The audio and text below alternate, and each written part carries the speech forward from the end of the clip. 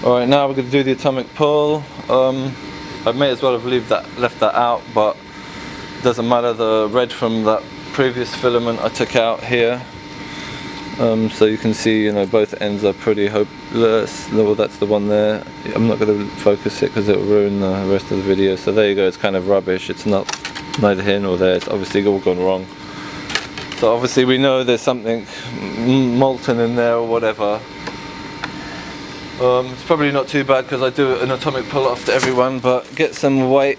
This is I think Ultimaker white or whatever. I'm not going to refocus the camera, but it's Ultimaker white PLA. So I'm just going to cut off a section like that. And then you want these tools. I mean, I just cut this thing off with these tools here, but what I do is I basically just trim the end to a point, just so you do 4 cuts, so you got like a pencil tip. It doesn't need to be perfect, but there you can see it's like it's to a point. I don't know, I don't want to refocus or whatever. I'll refocus the damn camera there. It's like a pencil point. Okay. Now, yeah, basically go to, again, cancel the remove material. You're going to be doing that a lot. Feel free to cancel commands all the time, because you know you have to get the best result for what works for you. So just, you don't want to having to do routines again and again. It gets well annoying. So now you just go to maintenance and advanced, and then you go to heat up nozzle, and then I do it to 260, whatever.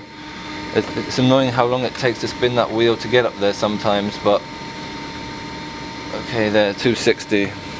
Now, because I just changed the material a bit, it's at 170 and not cold because I turned it on, you know, a couple of minutes ago. So it's going to go up there reasonably fast. Now, again, you obviously want to take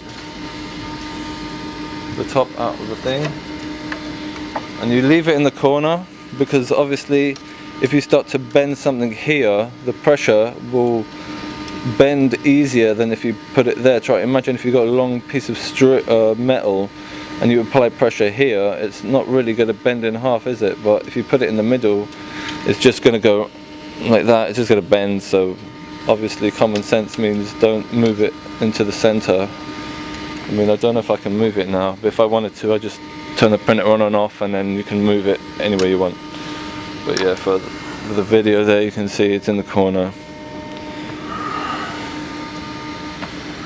No, the pressure, yeah, we're at 264 now, so it's fine, you can do it. So basically, I'm just going to take the camera off and this tripod just to show you what I'm doing.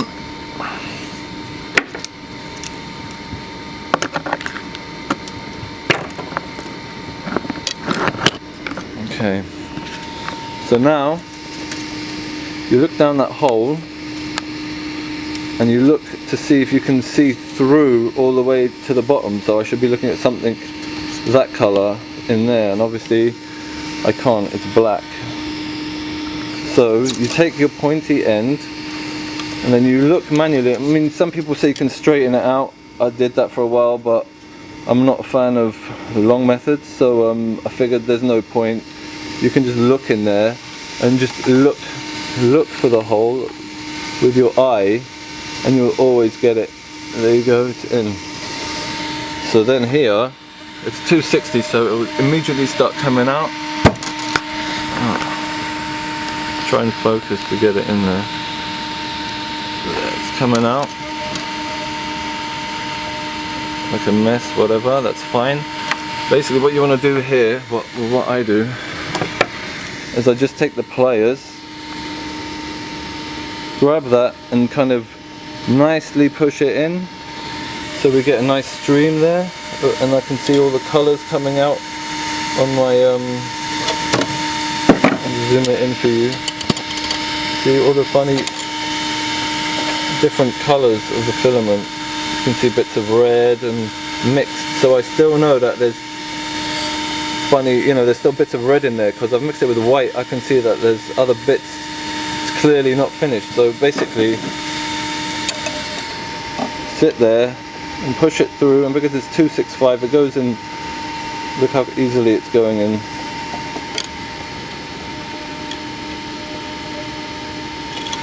And then you keep looking at that stuff down there as you're doing it. Obviously pushing it in there. And that's pretty much when you stop seeing red in your white filament, that's when it's time to stop.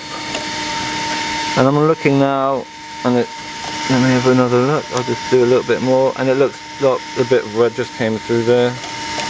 So I'm carrying on doing. I can still see red in there. I can still see a bit of red. I can still see a bit of red. No, it looks alright.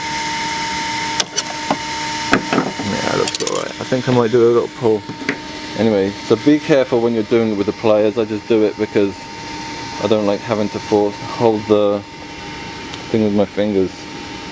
So now basically what you would do, all the while you're basically pushing down on that, you'd come down here and you just whack it all the way down. You whack it down to 85. That seems to be the sweet spot. 85. So now what I'm going to do is I'm just going to keep applying, forcing more and more filament in.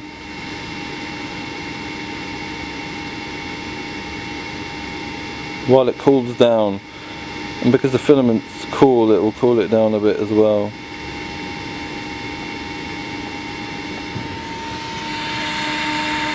It's kind of awkward doing this, holding one camera in one hand and forcing the liquid in my other hand. We're now at 164, and it's still kind of, if you see that line moving, it's still kind of, you can see it's, no, it's going to stop now. So you just leave it.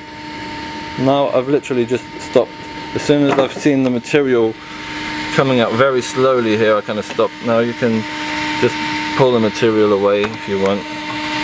That's fine, you just grab it and you can do your own little analysis on it and see how much like red bits and stuff there were in there. But you must remember, don't let this number hit 85 without pulling, because if it stays on 85 for too long, then it will just harden too much and you won't be able to pull it out. So basically what you do is, right now it's kind of stuck, so you kind of first just gently pull it up because you know it won't move, and then keep an eye on that number here. When that hits 85, because you're already slightly pulling up, you can just give it another kind of pull hard, rather than, as opposed to just grabbing it and pulling it up, because you might damage it. And again, if it doesn't feel, don't pull ridiculously hard because you could break something. Use your common sense, you know, like trying to bend a phone, you may break it if you force it. Just like, so just, I'll try, and it's already hit 85. Okay, see, I did need some pressure, but again, not too much, and that's my nib, which looks good in my opinion, because I've got nice sharp edges. I got a little bit near the head, and because I was constantly pushing in, it touches all the walls of the nozzle, and even though there's bits of colour on the edges, because it's so smooth, I mean, I could do another one to be perfect. So just to show you in fact what you should do before, this is like, you know, if I'm lazy I'll just slap in the red and carry on printing, but I want to have the best possible prints I can. So what I'm going to do is I'm just going to do the procedure again, and I'll basically just show you the end tail of it. Alright, and just pause the camera now.